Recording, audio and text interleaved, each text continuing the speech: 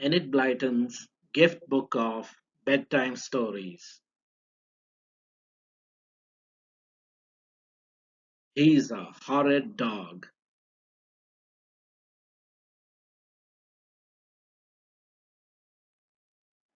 There's a dear little puppy next door, said Mummy to Alice. I saw him this morning. You will love him, Alice. I'll look out for him as I go to school, said Alice. So she did, and she soon saw him running around the next door garden. The gate was shut, so he couldn't get out. Alice peeped over the top, and he rushed up and licked her on the nose.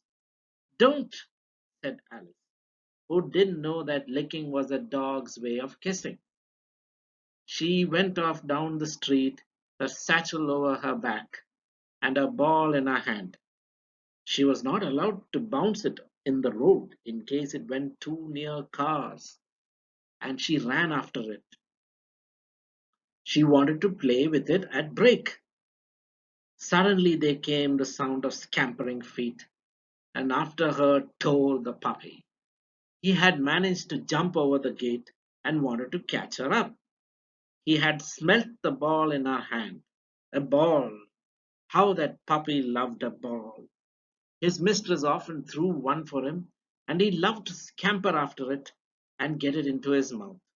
A ball was the greatest fun in the world. He jumped up at the surprised little girl. He knocked the ball right out of her hand. It went rolling along the pavement, and Alice gave a cry of alarm. Naughty dog! You will make me lose my ball! The puppy pounced on it, threw it into the air, caught it again, and then danced all around Alice as if to say, Catch me if you can! I have your ball! But he wouldn't let Alice catch him, or get her ball either. He ran off as soon as she tried to grab him. You are a horrid, horrid dog, said Alice, almost in tears. I don't like you a bit. Give me my ball. You'll make me late for school. But the puppy was having such a lovely game that he couldn't possibly let Alice catch him. So in the end, she had to go to school without her ball. She was late, and the teacher scolded her. It wasn't my fault, said Alice. It was the fault of the dog next door. He's a horrid dog. He took my ball away from me and wouldn't give it back. The puppy was waiting for her to come home, and as soon as he saw her, he rushed out and put the ball at her feet. Really, he wanted her to play with him and throw the ball for him to fetch. Alice wasn't doing that. She picked up her ball and looked at it. The puppy had chewed it a little, and it wasn't a nice looking ball as before. Alice was very cross. She stamped her foot at the puppy and made him jump. Bad dog, horrid dog. I don't like you. Go home. Why, Alice? Said her mother's voice in surprise. I thought you would love the puppy. I don't. He's a horrid dog. I shan't play with him or take any notice of him at all, said I. He's unkind and mean.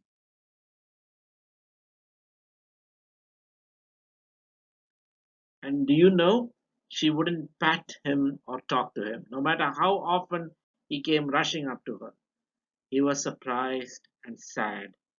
Usually everyone made a fuss of him, for he was really a dear little fellow, with a tail that never stopped wagging.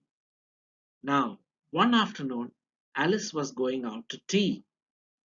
Mother put on her best blue frock, socks and shoes, and a new hat with a blue ribbon round. It suited Alice beautifully. That's the prettiest hat you have ever had, said Mummy, and kissed her goodbye. Hold it on tightly round the corner, because it's very windy today. Alice set off.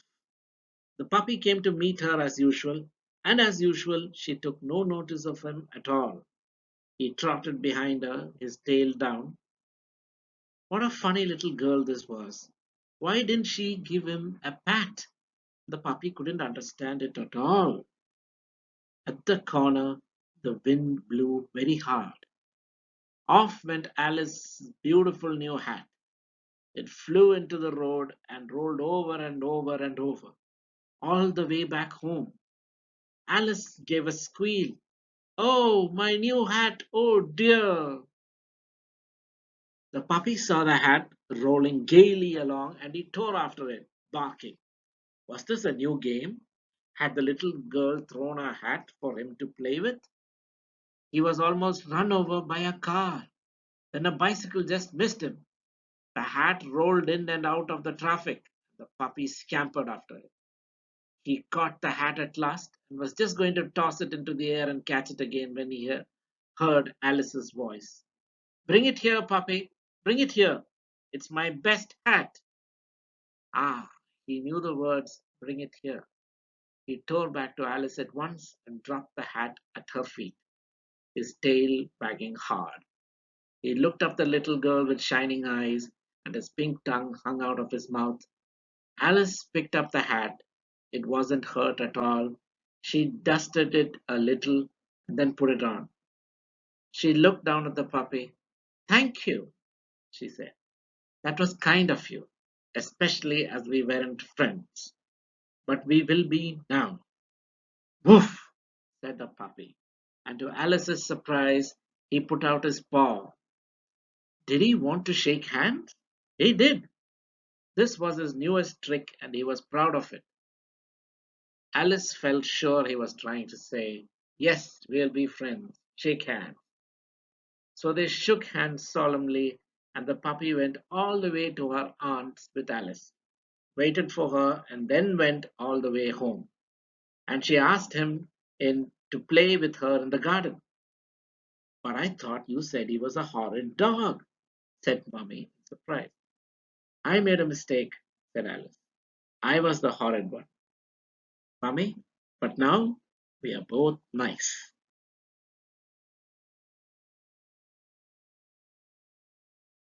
Yeah.